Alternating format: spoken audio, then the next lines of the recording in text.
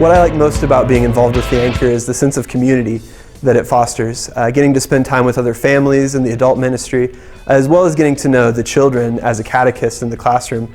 I'm to the point now, after volunteering for a few years, that I've actually got to teach multiple siblings in the same family, and you really get to connect with the families and the parents in that way, which is something that you can do beyond just going to weekly Mass. The first 3 years coming to Anchor, just not being involved, me and my husband were cradle Catholics, so coming to Anchor, we've learned a lot about our faith individually and really grown as a family and having our own faith. Multiple nights, me and my husband would be leaving Anchor and being like, "Did you know that? I didn't know that." And feeling like awful parents. But then our kids would talk about it and we'd be like, "Oh yeah, we knew that." So another reason why we wanted to get involved was when the original Helm members talked about how the Anchor started. We didn't really know the story, but it was really family-based started. There were families that got together who started this program. And so we just wanted to be part of that to continue the program. Late last year, we had a training event for the catechists and the families.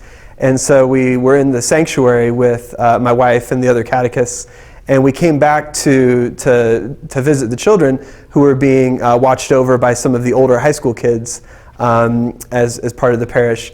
And they had actually staged an ambush for us where we came into a dark room and they started hurling these kind of styrofoam snowballs at us. And we originally were kind of thinking, oh, that was fun, and it lasted for a minute, but it kept going for another 5, 10, 15 minutes perhaps of just this epic snowball fight. And it's stuff like that that's fun, just to play with the kids and be in community.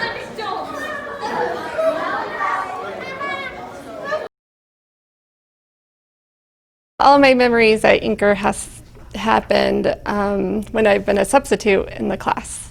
One of my first favorite memories was the fourth graders, Miss Marcia put on the song Gianni Paulo, which is a hip hop song about John Paul II. Loneliest days could be adored by the future priests, but have a peace with all the anger and rage. But Carol took it down with his love for the stage. Gianni Paulo, Gianni Paulo.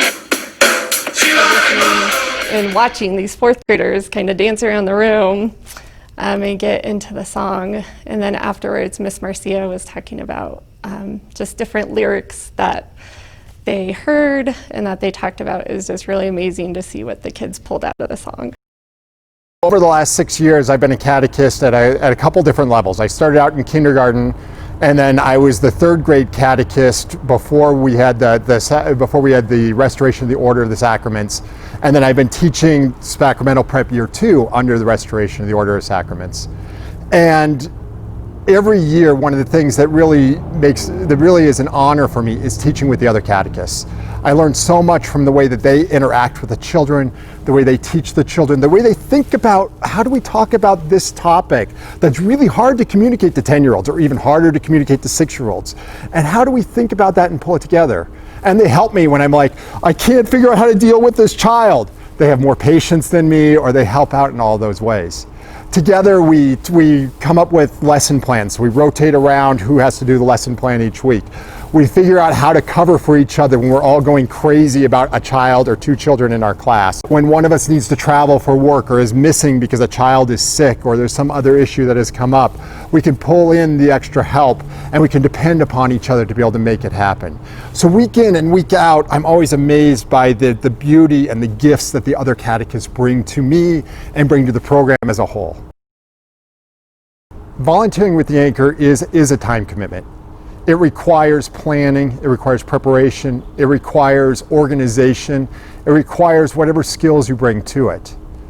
But what I have found is that there's very few greater experiences than coming together as a small group and as a community to be able to share something as important and as critical as our faith and the church.